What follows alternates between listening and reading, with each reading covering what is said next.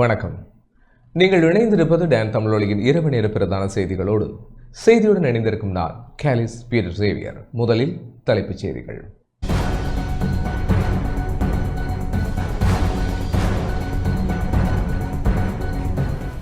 இலங்கை மற்றும் பாகிஸ்தானுக்கு இடையிலான இருதரப்பு உறவுகளை மேலும் வலுப்படுத்துவது குறித்து பிரதமர் மற்றும் பாகிஸ்தான் உயர்ஸ்தானிகர் இடையே சந்திப்பு. மாலைதீவு ஜனாதிபதி நாளை இலங்கை வருகை. இலங்கை மற்றும் இத்தாலிக்கு இடையிலான சாரதி அனுமதி பத்திர ஒப்பந்தம் அமுலுக்கு. முல்லைத்தீவு நந்திக்கடல் களப்பு பகுதியில் இடம்பெற்ற மோதல் சம்பவத்தில் 3 காயம். யாழ்ப்பாணம் செம்மணி புதைகுழியில் இன்று 2 மனித எண்புக்கூடு தொகுதிகள் அடையாளம். இணையதளம் ஊடாக சட்டவிரோத நடவடிக்கைகளில் ஈடுபட்ட 37 சீன பிரஜைகள் கைது.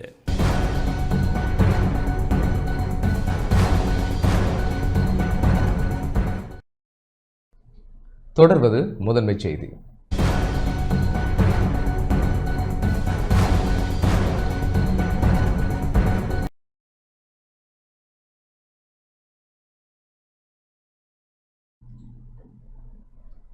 இலங்கை மற்றும் பாகிஸ்தான் நாடுகளுக்கிடையிலான இருதரப்பு உறவுகளை மேலும் வலுப்படுத்துவது குறித்து பிரதமர் மற்றும் பாகிஸ்தான் உயர்ஸ்தானிகரிடையே சந்திப்பு இடம்பெற்றது. இலங்கை மற்றும் பாகிஸ்தான் நாடுகளுக்கு இடையிலான இருதரப்பு உறவுகளை மேலும் வலுப்படுத்துவது குறித்த விசேட கலந்துரையாடல் ஒன்று பிரதமர் ஹரணி அமரசூரிய மற்றும் பாகிஸ்தான் உயர்ஸ்தானிகர் மேஜர் ஜெனரல் நயார் நசீர் ஆகியோருக்கிடையே இடம்பெற்றது. கொழும்பு அலரி மாளிகையில் இந்த சந்திப்பு நடைபெற்றது. இதன்போது தித்வா சூறாவளி அனர்த்தத்தின் பின்னர் பாகிஸ்தான் வழங்கிய தொடர்ச்சியான உதவிகளுக்கு பிரதமர் தமது நன்றிகளையும் பாராட்டுகளையும் தெரிவித்தார். நெருக்கடியான காலப்பகுதிகளில் பிராந்திய ஒத்துழைப்பின் அவசியத்தை அவர் இதன்போது வலியுறுத்தினார். கல்வி, சுற்றுலா மற்றும் விளையாட்டு ஆகிய துறைகளில் இரு நாடுகளுக்கும் இடையிலான ஒத்துழைப்பை விரிவுபடுத்துவது குறித்தும் இரு நாட்டு மக்களிடையேயான தொடர்புகளை மேம்படுத்துவது குறித்தும் இந்த சந்திப்பில் விரிவாக ஆராயப்பட்டது. இரு நாடுகளுக்கு இடையிலான நீண்டகால நட்புறவை மேலும் ஆழப்படுத்துவதற்கு இதன்போது இணக்கம் காணப்பட்டதுடன் இருதரப்பு உயர்மட்ட அதிகாரிகளும் இக்கலந்துரையாடலில் கலந்து கொண்டிருந்தமை குறிப்பிடத்தக்கது.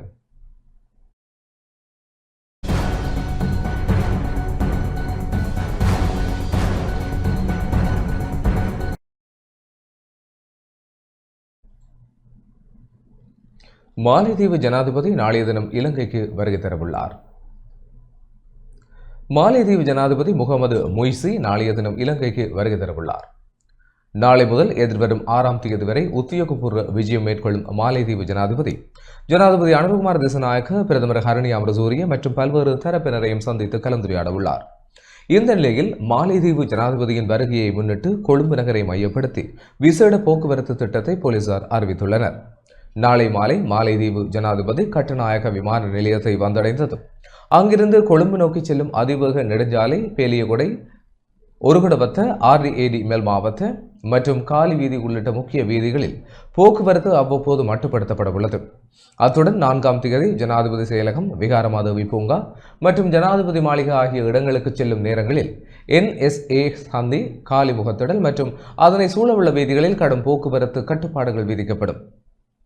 5ஆம் தேதி தேசிய அருங்காட்சியகம், மாலைதீவு தூதரகம் மற்றும் மாலைதீவு கலாச்சார மத்திய நிலையம் ஆகிய இடங்களுக்கு மாலைதீவு ஜனாதிபதி செல்லும் பயணத்தின் போது திம்ரிகசாய மற்றும் பௌத்தலோக மாவட்ட பகுதிகளில் போக்குவரத்து மாற்றம் செய்யப்படும். 6ஆம் தேதி மாலைதீவு ஜனாதிபதி மீண்டும் கட்டுநாயக்க விமான நிலையம் திரும்பும் போது காலையில் கொழும்பில் இருந்து வெளியேறும் பிரதான வீதிகளில் கட்டுப்பாடுகள் அமுலில் இருக்கும். இதன் காரணமாக போக்குவரத்து நெரிசலை தடுக்க வாகன சாரதிகள் மாற்று வீதிகளை பயன்படுத்த வேண்டும் என போலீசார் அறிவுறுத்தியுள்ளனர்.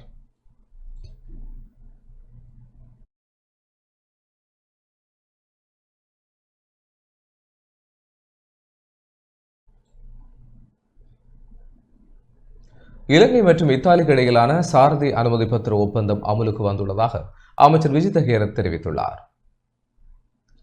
இலங்கை மற்றும் இத்தாலிக்கு இடையிலான சாரதி அனுமதி பத்திரங்களை பரஸ்பரமாக அங்கீகரிக்கும் ஒப்பந்தம் ஏப்ரல் மாதம் முதல் அமலுக்கு வந்துள்ளதாக வெளிவிவகார அமைச்சர் விஜித ஹேரத் தெரிவித்துள்ளார்.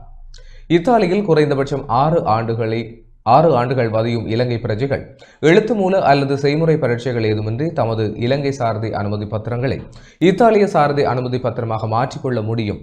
வெளிவிவகார அமைச்சு மற்றும் போக்குவரத்து மற்றும் நெடுஞ்சாலைகள் அமைச்சின் தொடர்ச்சியான ராஜதந்திர ஈடுபாடுகளை தொடர்ந்து இந்த ஒப்பந்தம் இறுதி செய்யப்பட்டுள்ளது.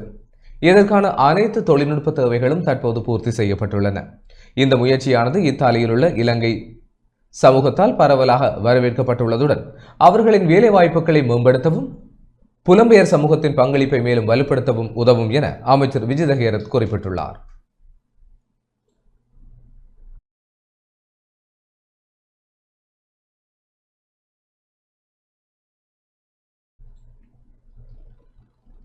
நிலக்கரி கொள்வனவு ஒப்பந்தங்கள் தொடர்பான முறைகேடுகளை விசாரிக்கும் ஜனாதிபதி ஆணைக்குழு அரசு அதிகாரிகளிடம் வாக்குமூலங்களை பதிவு செய்ய தீர்மானித்துள்ளது. கடந்த 2009ஆம் ஆண்டு இலங்கையில் முன்னெடுக்கப்பட்ட நிலக்கரி கொள்வனவு ஒப்பந்தங்கள் தொடர்பான முறைகேடுகளை விசாரிக்கும் ஜனாதிபதி ஆணைக்குழு எதிர்வரும் செவ்வாய்க்கிழமை முதல் அரசு அதிகாரிகளிடம் வாக்குமூலங்களை பதிவு செய்ய தீர்மானித்துள்ளது. ஆணைக்குழுவின் செயலாளர் PV பந்துலசேன இது குறித்து தெரிவிக்கையில், முதல் கட்டமாக எரிசக்தி அமைச்சு மற்றும் லங்கா நிலக்கரி நிறுவனம் ஆகியவற்றின் அதிகாரிகளிடம் வாக்குமூலங்கள் பெறப்பட உள்ளதாக குறிப்பிட்டார். இதேவேளை குறித்த நிலக்கரி கொடுக்கல் வாங்கல்கள் தொடர்பான தகவல்களை பொதுமக்களிடமிருந்தும் திரட்டுவதற்கு ஆணைக்குழு நடவடிக்கை எடுத்துள்ளது. தகவல்களை வழங்க விரும்பும் பொதுமக்கள் கொழும்பு 12 புதுக்கடை நீதிமன்ற வளாகத்தின் 5வது மாடியில் அமைந்துள்ள ஆணைக்குழுவின் அலுவலகத்திற்கு நேரிலோ அல்லது தபால் மூலமாகவோ தமது முறைப்பாடுகளை சமர்ப்பிக்க முடியும். அத்துடன் மின்னஞ்சல் ஊடாகவோ அல்லது 0112667796 என்ற தொலைபேசி இலக்கம் ஊடாகவும் தகவல்களை வழங்க முடியும் என அறிவிக்கப்பட்டுள்ளது. உயர் நீதிமன்ற நீதியரசர் ஸ்ரீகாந்த் குலதுங்க தலைமையிலான இந்த ஆணைக்குழு நிலக்கரி இறக்குமதியில் இடம்பெற்றதாக கூறப்படும் ஊழல்களை தோண்டி துருவி வருகின்றமை குறிப்பிடத்தக்கது.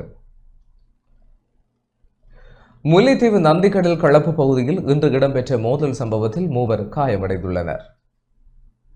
சட்டவிரோத கடல் தொழில் விரோதம் காரணமாக முல்லைத்தீவு நந்திக்கடல் களப்பு பகுதியில் இன்று காலை இடம்பெற்ற மோதல் சம்பவத்தில் 3 காயமடைந்துள்ளனர். நீரவைப்பட்டியைச் சேர்ந்த முஸ்லிம் சமூகத்தைச் சேர்ந்தவருக்கும் கள்ளப்பாடு பகுதியைச் சேர்ந்த தமிழ் சமூகத்தினருக்கும் இடையே சட்டவிரோத தொழில் தொடர்பில் ஏற்பட்ட வாக்குவாதம் பின்னர் கடுமையான முரண்பாடாக மாறி தாக்குதல் இடம்பெற்றுள்ளது. இந்த சம்பவத்தில் கள்ளப்பாடு பகுதியைச் சேர்ந்த 33 மற்றும் 49 வயது மதிக்கத்தக்க இருவர் தாக்குதலுக்கு இலக்காகி படுகாயமடைந்த நிலையில் முல்லைத்தீவு மாவட்ட வைத்தியசாலையில் அனுமதிக்கப்பட்டுள்ளனர். அத்துடன் நீராவிப்பட்டியைச் சேர்ந்த 28 வயதுடைய இளைஞனும் வைத்தியசாலையில் அனுமதிக்கப்பட்டுள்ளார். சம்பவத்தை அவதானித்த நபர்கள் போலீசாருக்கு அறிவித்ததை தொடர்ந்து சம்பவ இடத்திற்கு விரைந்த போலீசார் சந்தேகத்தின் அடிப்படையில் இருவரை கைது செய்த வேளை ஏனையவர்கள் தப்பிச் சென்றுள்ளனர். இந்த தாக்குதல் சம்பவம் தொடர்பில் கருத்து வெளியிட்ட முல்லைத்தீவு மாவட்ட மீனவ சமூகங்களின் மாவட்ட தலைவர் அன்னலிங்கம் நடனலிங்கம், கடல் தொழில் நீரியல் வள திணைக்களம் சட்டவிரோத தொழிலை முறையாக கட்டுப்படுத்தி இருந்தால் இவ்வாறான சம்பவங்கள் இடம்பெற்றிருக்காது என குற்றம் சுமத்தியுள்ளார்.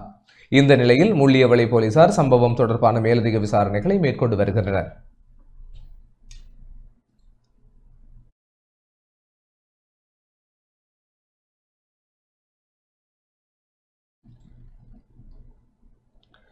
யாழ்ப்பாணம் செம்மணி மனித புதைகுழியில் இன்று 2 மனித எலும்புக்கூட்டு தொகுதிகள் அடையாளம் காணப்பட்டுள்ளன. யாழ்ப்பாணம் செம்மணி மனித புதைகுழியில் 3ஆம் கட்ட அகழ்வு பணியின் 6ஆம் நாளான இன்று 2 மனித எலும்புக்கூட்டு தொகுதிகள் அடையாளம் காணப்பட்டுள்ளதுடன் ஏற்கனவே அடையாளம் காணப்பட்ட எலும்புக்கூட்டு தொகுதியில் 3 எலும்புக்கூட்டு தொகுதிகள் முற்றாக அகழ்ந்து எடுக்கப்பட்டுள்ளன. இதுவரை செம்மணி மனித புதைகுழியில் 246 மனித எலும்புக்கூட்டு தொகுதிகள் அடையாளம் காணப்பட்டுள்ளன. அவற்றில் 243 மனித எலும்புக்கூட்டு தொகுதி முழுமையாக அகழ்ந்தெடுக்கப்பட்டுள்ளன. புதைகுழிக்குள் காணப்பட்ட சந்தேகத்திற்கிடமான கருப்பு நிறமான மண் அரித்து எடுக்கப்பட்ட நிலையில் அவை உலரவிடப்பட்டுள்ளன. அவற்றில் இருந்து மாதிரிகளை பரிசோதனைக்காக அனுப்பி வைக்க நடவடிக்கை எடுக்கப்பட்டுள்ளது. அத்துடன் புதைகுழிக்குள் மரத்திலான பெட்டி போன்ற பொருள் அடையாளம் காணப்பட்டுள்ளதுடன் அதனை சுத்தம் செய்யும் பணிகள் முன்னெடுக்கப்பட்டன. இந்த நிலையில் நாளை ஞாயிற்றுக்கிழமை அகழ்வு பணி இடம்பெறாது என்பது குறிப்பிடத்தக்கது. செம்மணி சித்துப்பாத்தி மனித புதைகுழி வழக்கு 3ஆம் கட்டத்தின் 6ஆம் நாள் யாழ் நீதவான் எஸ். லெனின்குமார் அவர்கள் முன்னிலையில் இன்று எடுத்துக்கொள்ளப்பட்டது. ராஜ் சோமதாவின் குழுவினரும் சட்ட வைத்திய அதிகாரி செல்லையா பிரணவன் அனுசரணையுடனும் இந்த அகழ்வு பணி இன்றைக்கு நடைபெற்றது. இன்று புதிதாக 2 மண்டையோட்டு தொகுதிகள் அடையாளப்படுத்தப்பட்டன. மொத்தமாக ஏற்கனவே அடையாளப்படுத்தப்பட்ட மண்டையோட்டு தொகுதிகள் 3 அகழ்ந்தெடுக்கப்பட்டன. மொத்தமாக 243 மனித ஓட்டு தொகுதிகள் அகழ்ந்தெடுக்கப்பட்டிருக்கின்றன. அடையாளப்படுத்தப்பட்டது 2 புதுசாக அடையாளப்படுத்தப்பட்டிருக்கின்றன. இன்று சனிக்கிழமை என்றபடியால் இத்துடன் இந்த அகழ்பணி முடிவடைகின்றது. நாளை அகழ்பணி நடைபெறாது. மீண்டும் 7ஆம் நாள் அகழ்பணி வருகிற திங்கட்கிழமை நடைபெற இருக்கின்றது. தடைய பொருள் இன்றைக்கு ஒன்றும் எடுக்கவில்லை. ஆனால் அதில் ஏற்கனவே உங்களுக்கு தெரியும் 235வது மண்டையோட்டு தொகுதியில் நடுப்பகுதி ஒன்று இடைவெளி ஒன்று காணப்படாது. இடப்பகுதியில் ஒரு எலும்புகளும் இல்லாமல் இருந்தது. ஆனால் அதை பார்க்கும்போது அதில் சவப்பட்டி ஒன்று வைக்கப்பட்ட மாதிரி ஒரு அடையாளம் ஒன்று இருக்கிறது. இன்னும் அதை தொடர்ந்து அகழ்ந்தால்தான் திங்கட்கிழமை அது சம்பந்தமாக சொல்லக்கூடிய. வட்டுக்கோட்டை தீர்மானத்தின் 50ஆம் ஆண்டு நினைவு எழுச்சி மாநாடு தொடர்பான கலந்துரையாடல் இன்று கிளிநொச்சியில் நடைபெற்றது. 1976ஆம் ஆண்டு தந்தை செல்வாவினால் முன்வைக்கப்பட்ட வட்டுக்கோட்டை தீர்மானத்தின் 50ஆம் ஆண்டு நினைவு எழுச்சி மாநாடு தொடர்பான கலந்துரையாடல்கள் வடக்கு கிழக்கில் பரவலாக நடைபெற்று வருகின்றன. அதன் அடிப்படையில் இன்றைய தினம் கிளிநொச்சி மாவட்டத்தில் கலந்துரையாடல் நடைபெற்றது. வட்டுக்கோட்டை தீர்மானத்தின் 50ஆம் ஆண்டு எழுச்சி மாநாட்டு குழுவின் தலைவரும் சிவகுரு ஆதீன முதல்வருமான வேலன் சுவாமிகள் தலைமையில் இடம்பெற்ற இக்கலந்துரையாடலில் மத தலைவர்கள், பொதுமக்கள், அமைப்புகள் சார்ந்த பிரதிநிதிகள் கலந்து கொண்டனர். எதிர்வரும் 2026 மே மாதம் 30ஆம் தேதி யாழ்ப்பாணத்தில் தந்தை செல்வா அரங்கில் நடைபெறவுள்ள வட்டுக்கோட்டை தீர்மானத்தின் 50வது ஆண்டு நிறைவை சிறப்பிக்கும் நோக்கில் கலந்துரையாடல்கள் இடம்பெற்று வருகின்றவை குறிப்பிடத்தக்கது. ஈழத்தமிழர்களுடைய வரலாற்றிலே வட்டுக்கோட்டை பிரகடனம் என்பது மிகவும் ஒரு முக்கியமான பிரகடனமாக அமைந்திருக்கிறது. 1976ஆம் ஆண்டு மே மாதம் 14ஆம் தேதி இந்த வட்டுக்கோட்டை பிரகடனம் ஏற்படுத்தப்பட்டு அதனை தொடர்ந்து வந்த 77ஆம் ஆண்டு நடைபெற்ற பொதுத் தேர்தலிலே வடக்கு கிழக்கு தமிழர் தாயகம் தழுவிய அளவிலே மக்கள் ஒரு பெரிய ஆணையை வழங்கி இருக்கக்கூடிய சூழ்நிலையிலே இந்த வட்டுக்கோட்டை பிரகடனத்தினுடைய 50வது ஆண்டு நிறைவு இந்த 2026ஆம் ஆண்டு மே மாதம் 14ஆம் தேதி வருகின்ற ஒரு நிலையிலே இந்த 50வது ஆண்டை ஒரு நினைவெழுச்சி ஆண்டாக பிரகடனப்படுத்தி அதனை முன்னிட்டு அதனுடைய ஒரு ஆரம்ப நிகழ்வாக எதிர்வரும் மே மாதம் 30ஆம் தேதி சனிக்கிழமை யாழ்ப்பாணம் தந்தை செல்வா கலையரங்கத்திலே இந்த வட்டுக்கோட்டை 50 எழுச்சி மாநாடு நடைபெற இருக்கிறது. இந்த மாநாட்டிலே இந்த வட்டுக்கோட்டை பிரகடனம் தொடர்பான நினைவு பேருரைகள், விளக்க உரைகள், கலை நிகழ்வுகள் போன்ற பல நிகழ்வுகள் இந்த மாநாட்டிலே நடைபெற இருக்கின்றன. இந்த மாநாட்டுக்கு எங்களுடைய தாயகத்திலே இருக்கின்ற உறவுகள் இந்த மாநாட்டிலே பெரும் எழுச்சியாக பங்கு கொள்வதோடு மட்டுமல்லாது தமிழ் தேசிய பரப்பிலே பயணித்துக் கொண்டிருக்கக்கூடிய சமய தலைவர்கள், அரசியல் தலைவர்கள், சிவில் செயற்பாட்டாளர்கள், மக்கள் அமைப்புகள் மற்றும் பாதிக்கப்பட்ட தரப்புகள், மாணவர் இளையோர் அமைப்புகள் என்று அனைத்து அமைப்புகளுக்கும் நாங்கள் தமிழ் தேசியம் சார்ந்து, தமிழ் இனம் சார்ந்து அழைப்பு விடுத்துக் கொண்டிருக்கிறோம். தாயகம், தமிழகம், புலம்பெயர் தேசம் என்ற எல்லா தளங்களிலும் தமிழ் தேசிய நிலப்பாட்டை உறுதியாக முன்னெடுக்கக்கூடியவர்களை அழைக்கின்ற ஒரு மாநாடாக இந்த மாநாட்டை நாங்கள் நடாத்த இருக்கின்றோம். தொடர்ந்து இந்த மே 14, 2026 இருந்து மே 14, 2027 வரையான ஒரு வருடத்தை இந்த வட்டுக்கோட்டை பிரகடனத்தினுடைய வட்டுக்கோட்டை 50 என்ற ஒரு ஆண்டாக பிரகடனப்படுத்தி பல்வேறு நிகழ்வுகளை தமிழர் தாயகத்திலும் ஏனைய இடங்களிலும் தொடர்ச்சியாக முன்னெடுக்கின்ற ஒரு திட்டமும் இந்த அடிப்படையிலே இருக்கிறது. வடக்கு கிழக்கு தமிழர் தாயகம் தழுவிய அளவிலே முன்னெடுக்கப்படுகின்ற இந்த நிகழ்வு, இந்த மாநாடு தமிழர் தாயகத்தில் இருக்கிற 8 மாவட்டங்களிலும் கலந்துரையாடல்கள் நடத்தப்பட்டு ஒருங்கிணைப்பு குழுக்கள் உருவாக்கப்பட்டு இது முன்னெடுக்கப்படுகிறது.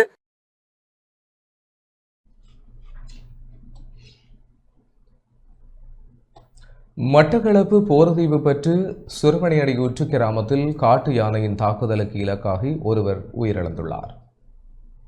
மட்டக்களப்பு போரதீவு பற்று பிரதேச செயலாளர் பிரிவுக்குட்பட்ட சுரவணியடியூற்று கிராமத்தில் இன்று அதிகாலை இடம்பெற்ற காட்டு யானை தாக்குதலில் தாய் ஒருவர் உயிரிழந்துள்ளார். திக்கோடை சுரவணியூற்று கிராமத்தைச் சேர்ந்த 54 வயதுடைய தயானந்தராஜா வசந்த் என்பவரே உயிரிழந்தவர் ஆவார். 4 பிள்ளைகளின் தாயான இவர் இன்று அதிகாலை தனது வீட்டு வளவிற்குள் சத்தம் வருவதை கேட்டு வெளியில் வந்தபோது அங்கு நுழைந்த காட்டு யானை திடீரென தாக்கியுள்ளது. தாக்குதலில் அவர் சம்பவ இடத்திலேயே உயிரிழந்துள்ளார். உயிரிழந்தவரின் சடலம் பிரேத பரிசோதனைக்காக மட்டக்களப்பு போதனா வைத்தியசாலைக்கு கொண்டு செல்லப்பட்டுள்ளது. வெல்லாவளி போலீசார் மேலதிக விசாரணைகளை முன்னெடுத்து வருகின்றனர். போர்தீவு பற்றி எல்லை கிராமங்களில் அண்மை காலமாக காட்டு யானைகளின் ஊடுருவல் அதிகரித்து வரும் நிலையில் இன்றைய இந்த சோகமான சம்பவம் அப்பகுதி மக்களிடையே பெரும் அதிர்ச்சியையும் அச்சத்தையும் ஏற்படுத்தியுள்ளது.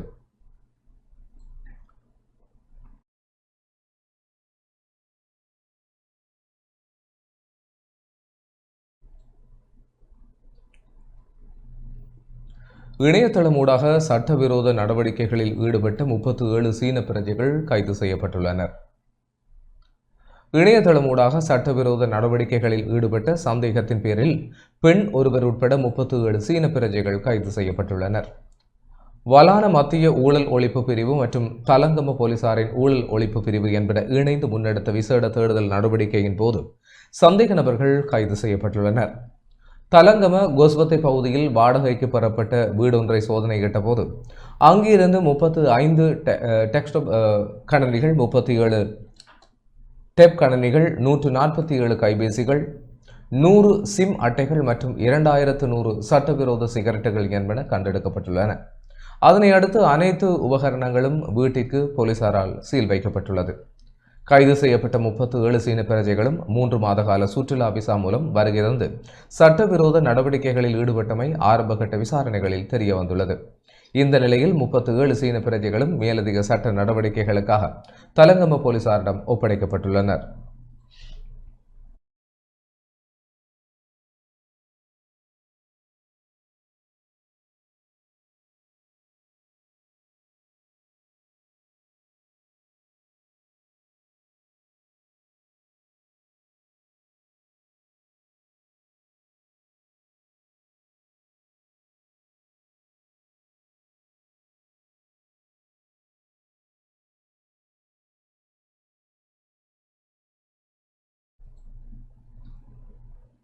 பொதுமக்களுக்கும் போக்குவரத்துக்கும் இடையூறு விளைவிக்கும் வகையில் மோட்டார் சைக்கிள் சாகசங்களில் ஈடுபட்ட 22 இளைஞர்கள் கடுவலை போலீசாரால் கைது செய்யப்பட்டுள்ளனர்.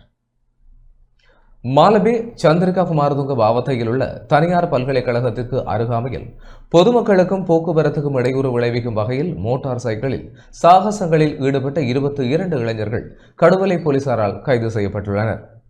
வாட்ஸ்அப் செயலி ஊடாக திட்டமிட்டப்பட்டு முன்னெடுக்கப்பட்ட இந்த சாகச காட்சியினால் அந்த வீதியை பயன்படுத்தும் பயணிகள் பெரும் அசௌகரியங்களுக்கு உள்ளாகியுள்ளனர்.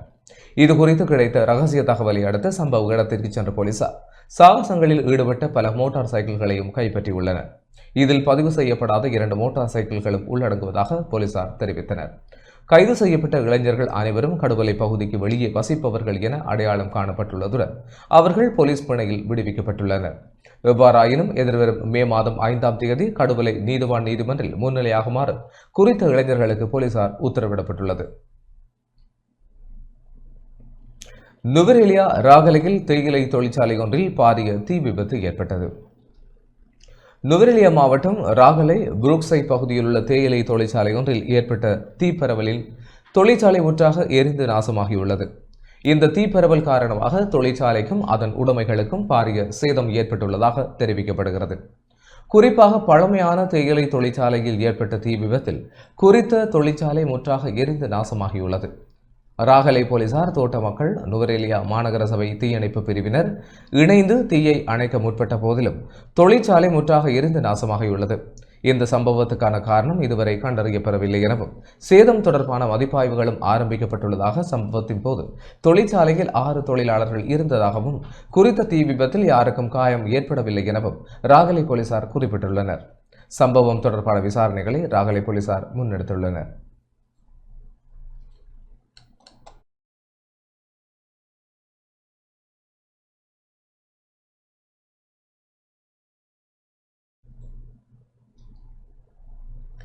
மக்களின் வரி பணத்திற்கு பொறுப்பு கூறும் புதியதொரு இயக்கம் தேவை என முன்னாள் நாடாளுமன்ற உறுப்பினர் பாட்டலி சம்பிக்க ரணவக்க தெரிவித்துள்ளார். உழைக்கும் மக்களின் உரிமைகளை முன்னெடுத்து செல்லும் ஒரு நிர்வாகம் தேவை, மக்களின் வரி பணத்திற்கு பொறுப்பு கூறும் ஒரு ஆட்சி தேவை என முன்னாள் நாடாளுமன்ற உறுப்பினர் பாட்டலி சம்பிக்க ரணவக்க தெரிவித்துள்ளார். தொழிலாளர் இயக்கத்தின் ஸ்தாபகரும் மறைந்த தொழிலாளர் தலைவருமான ஏஇ குணசிங்க அவர்களின் உருவச்சிலைக்கு அருகில் நேற்று முன்னாள் நாடாளுமன்ற உறுப்பினர் பாட்டலி சம்பிக்க ரணவக்க அவர்களின் தலைமையில் நடைபெற்ற இந்த நிகழ்வில் கலந்து கொண்டு கருத்து தெரிவித்த போதே அவர் இவ்வாறு தெரிவித்தார். இன்று நாட்டில் உழைக்கும் மக்கள் பல்வேறு சவால்களை எதிர்கொண்டு வருகின்றனர். எரிபொருள் விலை மற்றும் மின்சார கட்டணம் உயர்ந்துள்ளது. மின்சார சபையை துண்டாட விடமாட்டோம் என்று கூறி இன்று அதனை 4 நிறுவனங்களாக பிரித்துள்ளனர். ஒரு நிறுவனம் என்ன செய்கிறது என்பது மற்றொன்றுக்கு தெரியவில்லை. இதனால் மின்சாரத்துறையில் ஒரு நிர்வாகமற்ற சூழல் உருவாகியுள்ளது. ஏப்ரல் 1ஆம் தேதி மின்சார கட்டணம் உயர்த்தப்பட்டது. இப்போது மீண்டும் கட்டணத்தை உயர்த்தும் முயற்சிகள் நடப்பதாக தெரிய வருகிறது. தரமற்ற நிலக்கரியை இறக்குமதி செய்தது இதற்கு முக்கிய காரணமாக சொல்லப்படுகிறது. அடுத்த ஆண்டுக்கான நிலக்குமரி இறக்குமதிக்கு ஏப்ரல் மாதமே டெண்டர் கோரப்பட்டிருக்க வேண்டும். ஆனால் மே 1ஆம் தேதி ஆகியும் இன்னும் டெண்டர் கோரப்படவில்லை. ஏற்கனவே வந்துள்ள நிலக்கரி கப்பல்களை கூட இறக்க முடியாமல் கடலில் தத்தளிக்கும் நிலை உள்ளது. ஆனால் 2008ஆம் ஆண்டு நடந்த நிலக்கரி முறைகேடு பற்றி ஜனாதிபதி விசாரணை நடத்தி வருகிறார். கொழும்பின் பல இடங்களில் அறிவிக்கப்படாத மின்வெட்டு நிலவுகிறது. மின்சார நிறுவனங்கள் இத்துறையை தொடர்ந்து நடத்த 2700 கோடி ரூபாய் மேலதிகமாக தேவை என்று கோரியுள்ளன. இந்த கூடுதல் சுமை இறுதியில் மக்களின் தலையிலேயே சுமத்தப்படும். இந்த நாட்டுக்கு இன்று உழைக்கும் மக்களின் புதியதொரு இயக்கம் தேவை. உழைக்கும் மக்களின் உரிமைகளை முன்னெடுத்து செல்லும் ஒரு நிர்வாகம் தேவை. மக்களின் வரிப்பணத்திற்கு பொறுப்பு கூறும் ஒரு ஆட்சி தேவை. நாங்கள் அன்று மேனிங் மார்க்கெட்டை அகற்றிவிட்டு பிரான்ஸ் அரசாங்கத்தின் உதவியுடன் இலங்கையின் மிகப்பெரிய பல்வகை போக்குவரத்து மையத்தை உருவாக்க திட்டமிட்டோம். ராகமை, கடுவலை, மொரட்டுவை, கொட்டாவை ஆகிய இடங்களில் இருந்து 2025ஆம் ஆண்டின் இறுதியில் சொகுசு ரயில்கள் இங்கு வந்து சேரும் வகையில் திட்டமிடப்பட்டிருந்தது. ஆனால் இன்று அந்த திட்டங்கள் அனைத்தும் முடக்கப்பட்டுள்ளன. குப்பை மேலாண்மை திட்டங்களை செயல்படுத்த விடாமல் அரசியல் ரீதியாக எதிர்ப்பு தெரிவித்து முடக்கியது. அவர்களது கடும் எதிர்ப்புகளையும் மீறி நாங்கள் கொழும்பு நகரின் குப்பைகளை பயன்படுத்தி கெரவப்பெட்டியவில் மின்சாரம் தயாரிக்கும் திட்டத்தை உருவாக்கினோம். குடிசை பகுதிகளில் வசித்த 20,000 பேருக்கு 5 ஆண்டுகளில் நாங்கள் வீடுகளை வழங்கினோம். நடுத்தர வர்க்கத்தினருக்காக 5,000 வீடுகளை உருவாக்கினோம். மேலும் 30,000 வீடுகளை கொழும்பில் உருவாக்கினால் குடிசை பகுதிகள் இல்லாத நீர்நிலைகளுடன் கூடிய அழகான நகரமாக மாற்ற முடியும். அந்த திட்டங்களை சஜித் பிரேமதாச போன்ற இளம் தலைவர்களின் புதிய அரசியலால் மட்டுமே முன்னெடுத்து செல்ல முடியும். 2029ஆம் ஆண்டுக்குள் கொழும்பு நகரை மாற்றியமைப்பதே எங்கள் இலக்கு. 2019இல் கைவிடப்பட்ட அந்த மாபெரும் திட்டத்தை 2029இல் இருந்து மீண்டும் செயல்படுத்துவோம் என உறுதியளிக்கிறேன் என்று கூறினார். විදුලි බිල ආයෙත් වැඩි වෙන්න යනවා.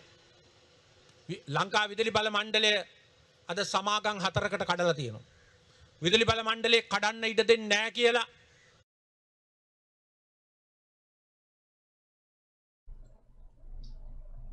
மின்சார கட்டணம் மீண்டும் 11% அதிகரிக்கப்பட உள்ளதாக நாடாளுமன்ற உறுப்பினர் ஹர்ஷ டி சில்வா தெரிவித்துள்ளார். மின்சார கட்டணம் குறைக்கப்படும் என தேசிய மக்கள் சக்தி அரசாங்கம் வாக்குறுதி அளித்த போதிலும் எதிர்வரும் 10ஆம் தேதி மீண்டும் 11% மின்சார கட்டணங்கள் அதிகரிக்கப்பட வாய்ப்புள்ளதாக ஐக்கிய மக்கள் சக்தியின் நாடாளுமன்ற உறுப்பினர் ஹர்ஷ டி சில்வா தெரிவித்துள்ளார். நிலக்கரி இறக்குமதியில் இடம்பெற்ற ஊழலால் ஏற்பட்ட 18 பில்லியன் ரூபாய் இழப்பை மக்கள் மீது சுமத்த வேண்டாம் என சர்வதேச நாணய நிதியம் அறிவுறுத்தியுள்ளது. எனினும் அரசாங்கம் அதனை மறைமுக வரிகள் மூலம் மக்களிடமே வசூலிக்க தயாராகி வருகின்றது. அதற்கமைய இந்த மாதம் 10ஆம் தேதி அளவில் மின்சார கட்டணத்தை மீண்டும் 11% வரை உயர்த்த திட்டமிட்டுள்ளனர். உணவு, மருந்து மற்றும் விவசாய உபகரணங்களுக்கான வட்டி வரியை நீக்குவதற்காக கூறிவிட்டு நடைமுறையில் சமூக பாதுகாப்பு வரியுடன் சேர்த்து சுமார் 22% வரை வரி அறவிடப்படுகிறது என நாடாளுமன்ற உறுப்பினர் ஹர்ஷ டி சில்வா குறிப்பிட்டுள்ளார்.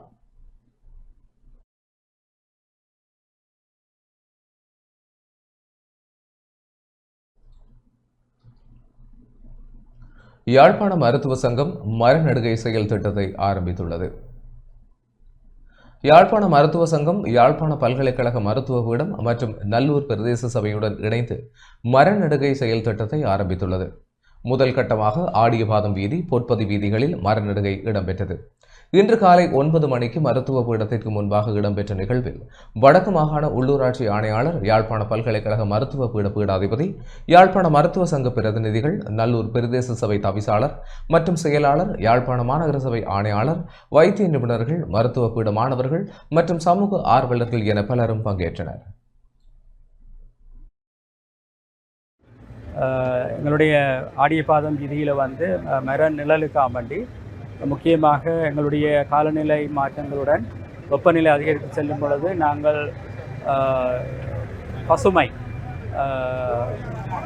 பிரதேசங்களாக எங்களுடைய பிரதேசங்களை மாற்ற வேண்டி இருப்பதால் அந்த பிரதேசங்களுக்குரிய பசுமை திட்டங்களை ஒரு முன்மாதிரியாக இந்த ஆடியபாதம் வீதியிலும் நாங்கள் இந்த மரங்களை இன்றைக்கு நல்லூர் பிரதேச சபை, எங்களுடைய வடபிராந்திய உள்ளூராட்சிகள் ஆணையாளர் மற்றும் மாநகர சபை ஆணையாளர் மற்றும் எங்களுடைய மருத்துவ கூடம், யாழ்ப்பாண மருத்துவ சங்கம் மற்றும் இம்பேக்ட் நிறுவனம் இவ்வளோ எல்லாரும் சேர்ந்து இன்றைக்கு இந்த நிகழ்வை ஒழுங்கமைத்திருக்கின்றோம்.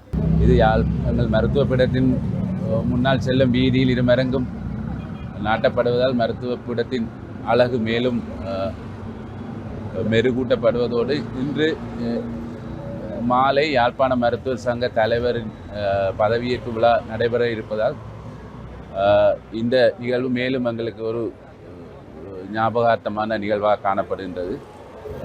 நாங்கள் மருத்துவ சங்கம் என்ற ரீதியில் இந்த நாட்டும் செயற்பாட்டை தொடர்ந்து முன்னெடுப்போம் என்பதை கூறிக்கொள்வோம். கடந்த 7 வருடமாக எங்கள் வடபகுதியில் 1,50,000க்கும் மேற்பட்ட மரங்களை நாட்டியிருக்கிறோம். அனைவரோடும் இணைந்து எங்களுடைய தேசத்தை பசுமையாக்குவது எங்களுடைய இலக்கு. இந்த பணி இன்னும் இனிவரும் காலங்களிலே இன்னும் வேகமாக முன்னெடுக்கப்படும். ஒரு மரம் ஒன்று வைத்தால் எங்களுடைய இதில் அனைவருடைய ஒத்துழைப்போடு தான் அந்த மரத்தை நாங்கள் வளர்த்தெடுக்கலாம். ஆகவே அனைவருடைய ஒத்துழைப்பையும் வேண்டியிருக்கிறோம். உண்மையிலேயே எங்கள் நாட்டுக்கு தேவையான விடயம் இருந்த எல்லா மரங்கள் எல்லாம் நாங்கள் அழித்து விட்டோம். அதனால் எங்கள் உண்மையிலேயே காலநிலைகள் மாற்றம் சரியாக பாதிக்கப்படுகின்றது. அதுக்கான முன்னாயத்தமான செயல்பாடுகளை மெடிக்கல் ஃபேக்கல்டி வந்து எங்களுக்கு இதுக்கு பெரிய உதவியாக இருந்திருக்கிறார்கள். இதுடன் நான் நிறுத்தி விடாமல் எங்கள் யாழ் மாவட்டம் வடமாகாணம் ஃபுல்லாக நாங்கள் மரம் நடுவணும். இதை பார்த்து ஒவ்வொரு பிரதேசத்திலும் இருக்கிற மக்கள் முன் வரணும். அங்கே இருக்கிற பிரதேச சபை உறுப்பினர்களும் முன் வந்து இந்த கிரீன் ஜெப்னா என்ற இதை வெற்றி பெற செய்யணும். மறைந்த பாடகர் தேனிசை செல்லப்பாவிற்கு கிளிநொச்சியில் அஞ்சலி செலுத்தப்பட்டது. மறைந்த பாடகர் தேனிசை செல்லப்பாவிற்கு தாயக செயலணியின் கிளிநொச்சி கிளையினர் ஏற்பாட்டில் அஞ்சலி செலுத்தப்பட்டது. கிளிநொச்சி கூட்டுறவாளர் மண்டபத்தில் நடைபெற்ற அஞ்சலி நிகழ்வில் கரைச்சி பிரதேச சபையின் தவிசாளர் ஆனா வேளமாளிகதன் பொது அமைப்பு சார்ந்தோர் என பலர் கலந்து கொண்டனர். இதன்போது திருவுருவ படத்திற்கு ஈகை சுடர் ஏற்றி அஞ்சலி செலுத்தப்பட்டது.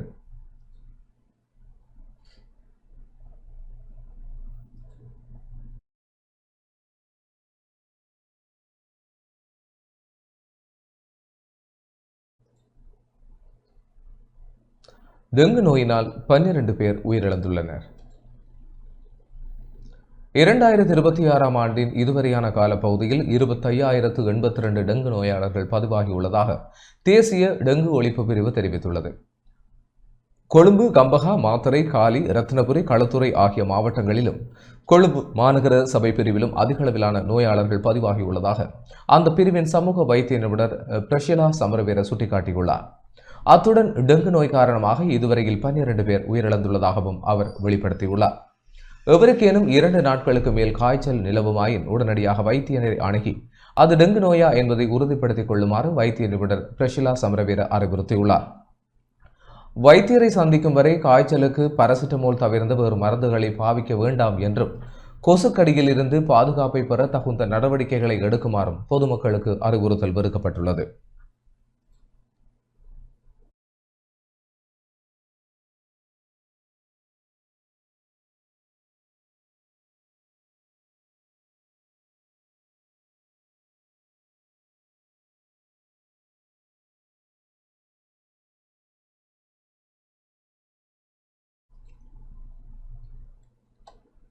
கிளிநொச்சி ஏனையின் வீதியில் இன்று காலை கார் ஒன்றும் தனியார் பேருந்து ஒன்றும் மோதி விபத்துக்குள்ளாகியுள்ளன. கிளிநொச்சி பரந்தன் ஏனையின் பிரதான வீதியில் இன்று காலை கார் ஒன்றும் தனியார் பேருந்து ஒன்றும் நேருக்கு நேர் மோதி விபத்துக்குள்ளானதில் 2 வாகனங்களும் பலத்த சேதமடைந்துள்ளன. வவுனியாவிலிருந்து யாழ்ப்பாணம் நோக்கி பயணித்த தனியார் பேருந்தும் யாழ்ப்பாணத்திலிருந்து வவுனியா நோக்கி சென்ற கார் ஒன்றும் இவ்வாறு விபத்துக்குள்ளாகியுள்ளன. குறித்த விபத்தில் உயிரிழப்புகள் அல்லது கடுமையான காயங்கள் எதுவும் பதிவாகவில்லை என தெரிவிக்கப்படுகிறது. விபத்து தொடர்பான விசாரணைகளை கிளிநொச்சி போலீசார் மேற்கொண்டு வருகின்றனர்.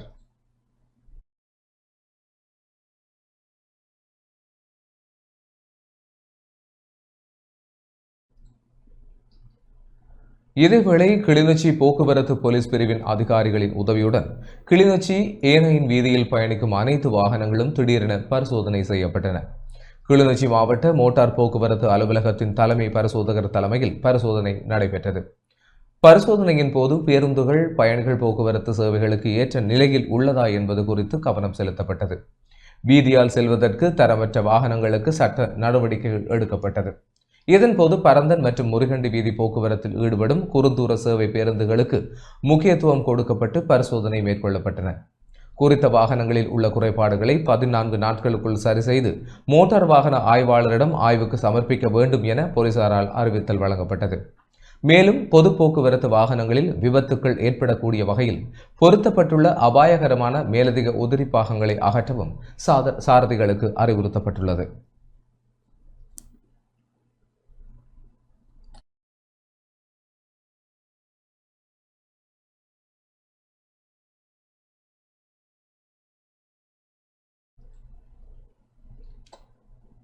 பதுளை பசறை கோணக்கலை மேற்பிரிவில் முத்துமாரியம்மன் ஆலய மகோற்சவம் சிறப்பாக இடம்பெற்றது. பதுளை மாவட்டம் பசறை கோணக்கலை மேற்பிரிவில் அமைந்துள்ள அருள்மிகு ஸ்ரீ முத்துமாரியம்மன் ஆலயத்தின் வருடாந்த மகோற்சவம் பெரும் எண்ணிக்கையிலான பக்தர்களின் பங்கேற்புடன் இடம்பெற்றது. விசேட பூஜைகள், அபிஷேகங்கள் மற்றும் ஆராதனைகள் ஆகம முறைப்படி மிகுந்த பக்தி உணர்வுடன் நடைபெற்றன. இதேவேளை பெருமளவான அடியாளர்களின் பங்கேற்புடன் பால்குட பவனியும் இடம்பெற்றது. மகோற்சவத்தை முன்னிட்டு ஆலய வளாகம் மின்விளக்குகளால் அலங்கரிக்கப்பட்டு விழாக்கூலம் பூண்டிருந்ததுடன் பெருமளவான பக்தர்களும் வருகை தந்திருந்தனர்.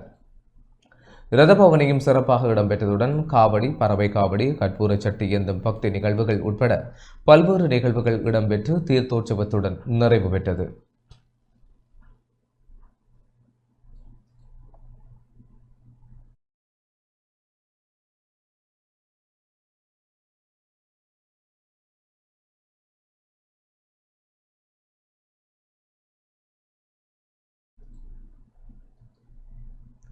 நுவரெலியா மௌஷாகலை நீர்த்தேக்கத்தில் பெண்ணொருவரின் சடலம் மீட்கப்பட்டுள்ளது.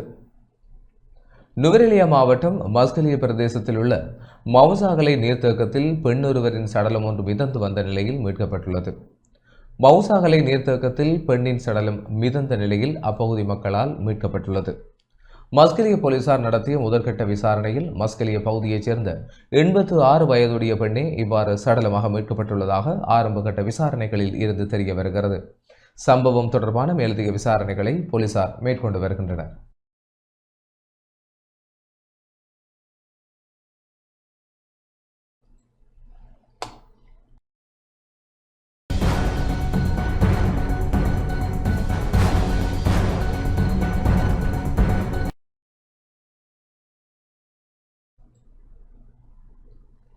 இரண்டாயிரத்தி 26ஆம் ஆண்டுக்கான புனித ஹஜ் கடமையை முன்னிட்டு முதலாவது முழு நேர சவுதி அரேபியாவின் ஜித்தாவிற்கு புறப்பட்டது. 2026ஆம் ஆண்டிற்கான ஹஜ் யாத்திரையை முன்னிட்டு 325 யாத்ரீகர்களை கொண்ட முதலாவது குழு நேற்றிரவு கட்டுநாயக்க விமான நிலையத்திலிருந்து சவுதி அரேபியாவின் ஜித்தாவிற்கு புறப்பட்டு சென்றுள்ளது. இதனையொட்டி கட்டுநாயக்க விமான நிலையத்தின் புறப்படும் முனையத்தில் விசேட நிகழ்வு ஒன்று ஏற்பாடு செய்யப்பட்டிருந்தது. இதில் பிரதி சபாநாயகர் ரிஸ்வி சாலி, இலங்கைக்கான சவுதி அரேபிய தூதுவர் காலித் ஹமூத் அல் கல்தானி மற்றும் இலங்கை ஹஜ் குழுவின் உயர்மட்ட அதிகாரிகள் கலந்து கொண்டனர். இந்த முதலாவது பயணத்திற்காக சவுதி ஏர்லைன்ஸ் விசேட விமானம் ஒன்றை பயன்படுத்தி இருந்தது. குறித்த விமானம் நேற்றிரவு 9:05க்கு கட்டுநாயக விமான நிலையத்திலிருந்து ஜித்தாவிற்கு புறப்பட்டது.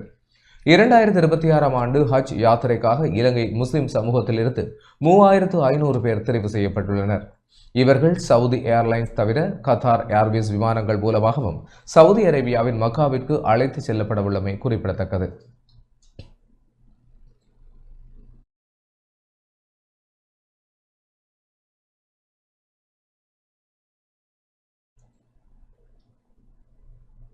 ஆயிரக்கணக்கான பொதுத்துறை தற்காலிக பணியாளர்களுக்கு நிரந்தர பணி நியமனம் வழங்க அரசாங்கம் தீர்மானித்துள்ளது.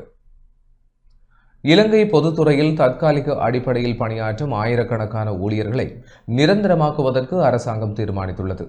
இதற்கான விசேட சுற்று நிருபத்தை பொது நிர்வாக மாகாண சபைகள் மற்றும் உள்ளூராட்சி அமைச்சு வெளியிட்டுள்ளது. அமைச்சரவை பேச்சாளர் அமைச்சர் கலாநிதி நலிந்த ஜெயதிச இது குறித்து தெரிவிக்கையில், சுமார் 9800 தற்காலிக சாதாரண மற்றும் ஒப்பந்த அடிப்படையிலான ஊழியர்கள் இந்த திட்டத்தின் மூலம் நிரந்தர நியமங்களை பெற்றுக்கொள்வார்கள் என தெரிவித்துள்ளனர். 2026ஆம் ஆண்டுக்கான வரவு செலவு திட்ட முன்மொழிவுகளுக்கு அமைய இந்த நடவடிக்கை முன்னெடுக்கப்பட உள்ளது. சேவை காலம், வினைத்திறன் மற்றும் வெற்றிடங்களின் அடிப்படையில் தகுதியான ஊழியர்களை இனம் கண்டு அவர்களது விவரங்களை சமர்ப்பிக்குமாறு அனைத்து அமைச்சர் செயலாளர்கள் மற்றும் திணைக்கள தலைவர்களுக்கு அறிவுறுத்தல் வழங்கப்பட்டுள்ளது. நீண்ட காலமாக தொழில் பாதுகாப்பற்ற நிலையில் பணியாற்றி வந்த ஊழியர்களுக்கு இந்த தீர்மானம் பெரும் நிம்மதியை அளித்துள்ளமை குறிப்பிடத்தக்கது.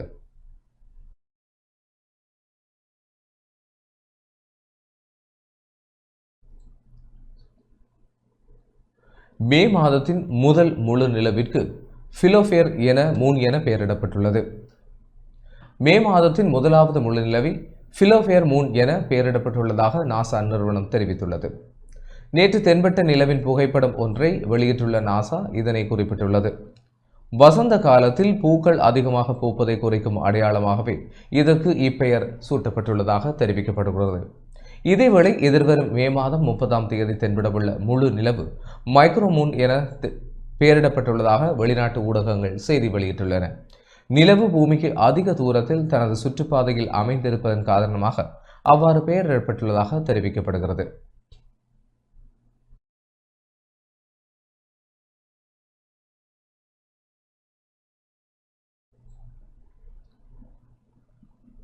இனி தொடர்வது வெளிநாட்டுச் செய்திகள்.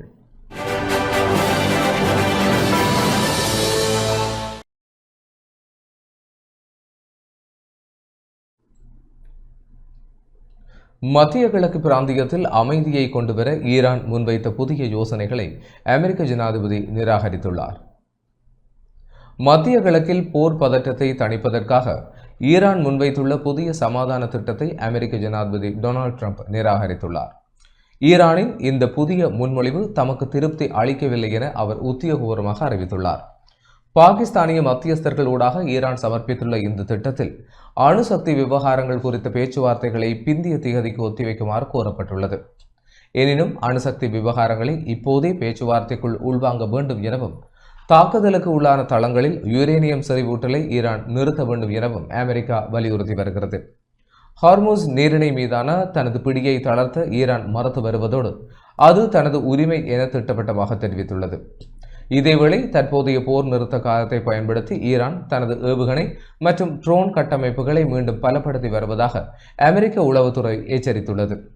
அமெரிக்கா அல்லது இஸ்ரேல் மீண்டும் தாக்குதல் நடத்தினால் மிக பாரிய அளவில் பதிலடி கொடுக்க ஈரான் தனது வான் பாதுகாப்பு கட்டமைப்புகளை தயார் நிலையில் வைத்துள்ளதாக சர்வதேச ஊடகங்கள் செய்தி வெளியிட்டுள்ளன.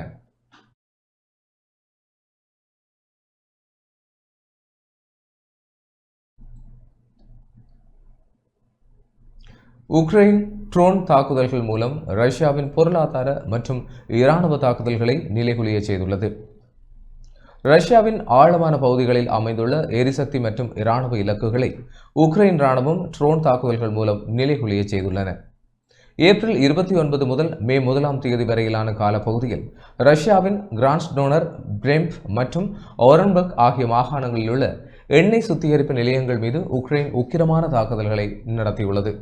குறிப்பாக துவாப்சே எண்ணெய் சுத்திகரிப்பு நிலையம் மீது கடந்த ஏப்ரல் மாதம் முதல் இதுவரை 4 முறை தாக்குதல்கள் நடத்தப்பட்டுள்ளன. இந்த தொடர் தாக்குதல்களினால் 24க்கும் மேற்பட்ட எண்ணெய் சேமிப்பு தொட்டிகள் அளிக்கப்பட்டுள்ளதுடன் இந்த நிலையத்தின் செயல்பாடுகள் முற்றாக முடங்கியுள்ளன. இதன் விளைவாக ரஷ்யாவின் ஒட்டுமொத்த எண்ணெய் சுத்திகரிப்பு திறன் கடந்த 2009ஆம் ஆண்டிற்கு பின்னரான மிக மோசமான வீழ்ச்சியை சந்தித்துள்ளதாக ப்ளூம்பெர்க் நிறுவனம் தெரிவித்துள்ளது. இதேவேளை உக்ரைன் எல்லையிலிருந்து சுமார் 1600 கிலோமீட்டர் தொலைவில் உள்ள ரஷ்யாவின் ஷாக்கோல் விமானப்படை தளம் மீதும் உக்ரைன் ட்ரோன்கள் வெற்றிகரமாக தாக்குதல்களை நடத்தியுள்ளன. இதில் ரஷ்யாவின் அதிநவீன ரக போர் விமானங்கள் மற்றும் குண்டுவீச்சு விமானங்கள் பலத்த சேதங்களுக்கு உள்ளாகியுள்ளமை செயற்கைக்கோள் படங்கள் மூலம் உறுதிப்படுத்தப்பட்டுள்ளது. ரஷ்யாவின் வான் பாதுகாப்பு வளையங்களை தகர்த்துவிட்டு அதன் ஆழமான எல்லைக்குள் புகுந்து உக்ரைன் நடத்தி வரும் இந்த தாக்குதல் போர்க்களத்தில் புதிய திருப்பத்தை ஏற்படுத்தியுள்ளது.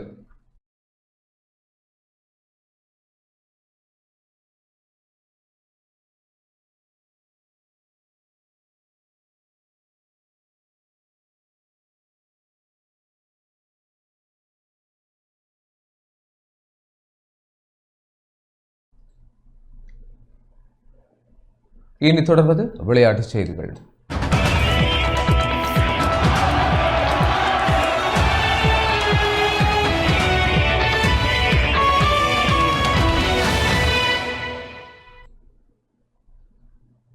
பொதுநலவாய இளையோர் மற்றும் கனிஷ்ட பளுதூக்கல் போட்டியில் இலங்கையை பிரதிநிதித்துவப்படுத்திய யாழ்ப்பாணம் இந்து கல்லூரி மாணவன் சாதனை படைத்துள்ளார். சமோவா நாட்டில் அண்மையில் நிறைவடைந்த பொதுநலவாய இளையோர் மற்றும் கனிஷ்ட பளுதூக்கல் சாம்பியன்ஷிப் போட்டியில் யாழ்ப்பாணம் இந்து கல்லூரி மாணவன் பரமலிங்கம் தாரகன் வெண்கலப் பதக்கத்தை வென்று வரலாற்று சாதனை படைத்துள்ளார். கடந்த ஏப்ரல் 27 முதல் மே 1ஆம் தேதி வரை சமோவாவின் ஏஃபியா நகரில் இந்த போட்டிகள் இடம்பெற்றன. இதில் கனிஷ்ட வயது பிரிவின் கீழ் 110 கிலோகிராமுக்கும் அதிகமான இடைப்பிரிவில் பரமலிங்கம் தாரகன் களமிறங்கினார். மிகவும் விறுவிறுப்பாக நடைபெற்ற இந்த போட்டியில் ஸ்நாட்ச் முறையில் 98 கிலோகிராம் எடையையும் கிளீன் அண்ட் ஜெர்க் முறையில் 132 கிலோகிராம் எடையையும் அவர் வெற்றிகரமாக தூக்கினார். இதன்படி ஒட்டுமொத்தமாக 230 கிலோகிராம் எடையை தூக்கி 3ஆம் இடத்தை பிடித்து வெண்கலப் பதக்கத்தை தனதாக்கிக் கொண்டார். யுத்தத்துக்கு பின்னரான சூழலில் வடபகுதியிலிருந்து சர்வதேச விளையாட்டு மேடைகளில் தடம் பதிக்கும் வீரர்களின் எண்ணிக்கை அதிகரித்து வருகிறது.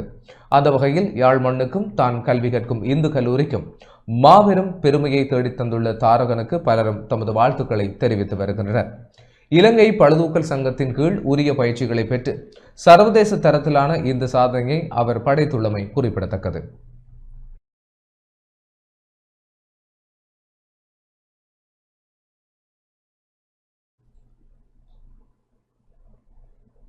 இத்துடன் டான் தமிழொலியின் இரவு நேர பிரதான செய்திகள் நிறைவடைகின்றன. தொடர்ந்தும் செய்திகளோடு இணைந்து கொள்ள டான் நியூஸ் தொலைக்காட்சியோடு இணைந்திருங்கள்.